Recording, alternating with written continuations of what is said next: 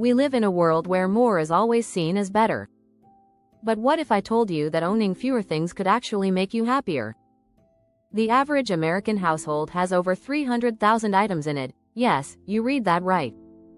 From clothes we don't wear to gadgets we never use, our homes are filled with things that don't add real value to our lives. In fact, studies show that clutter can lead to stress and anxiety. But here's the catch.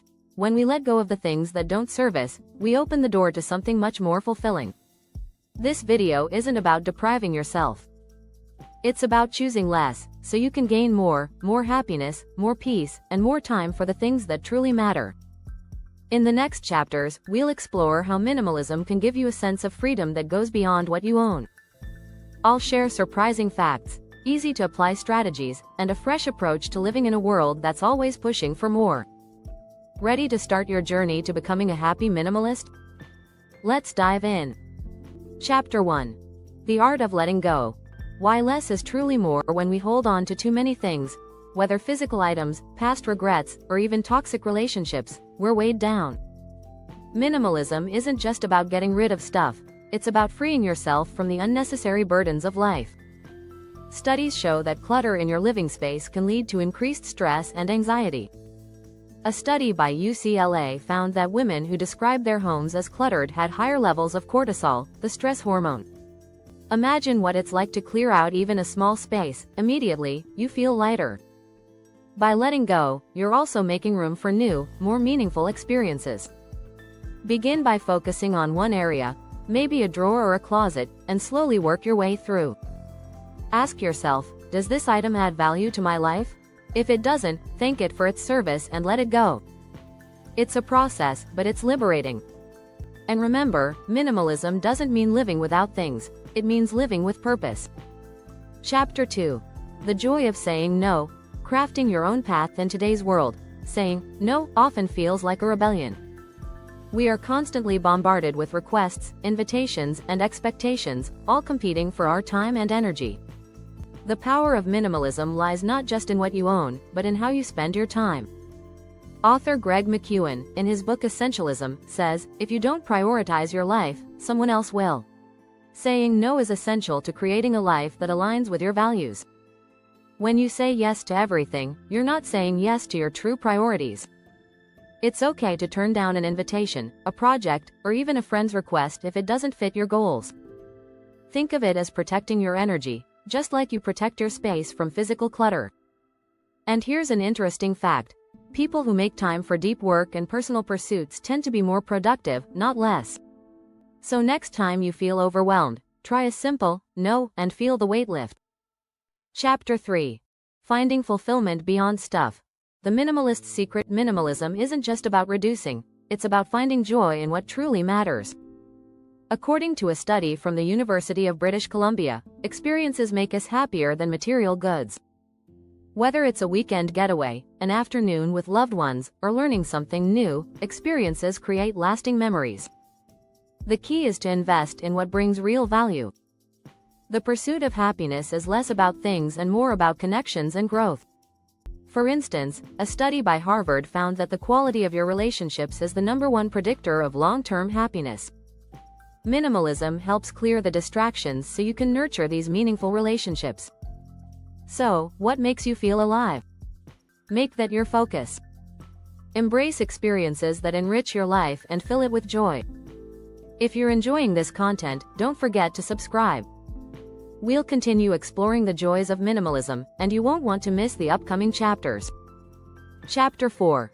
Thriving in a consumer-obsessed world.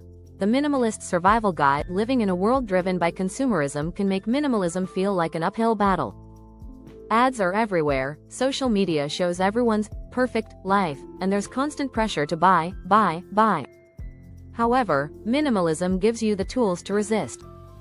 The average American spends 11 hours per day in front of screens, most of that time exposed to advertising. What if instead of following trends, you followed your own path? It's about being intentional with what you consume, whether it's your time, energy, or money. The first step is awareness. Start by tracking where your money goes or how much time you spend scrolling. That's the first step toward taking control. Minimalism isn't about deprivation, it's about making conscious choices. By turning off the noise and focusing on what truly matters, you can live more freely. Chapter 5. The Power of Slow Living. Mastering the minimalist pace in a society obsessed with speed and efficiency, slowing down can feel revolutionary. The truth is, rushing through life rarely leads to fulfillment. Slow living is a cornerstone of minimalism because it's all about being present in the moment. Research shows that people who slow down are happier and more productive. In fact, a study by the University of California found that people who practice mindfulness, being present and fully engaged in the moment, experience less stress and more satisfaction in their lives. The trick is to simplify your day-to-day routine and eliminate unnecessary distractions. Start by eliminating the rush mentality. Choose slower, more intentional activities. Whether it's taking a walk without distractions, savoring a meal, or simply breathing deeply, these small acts can make a big difference in your well-being. When you slow down, you invite more peace and focus into your life. Chapter 6. Minimalism as a rebel lifestyle.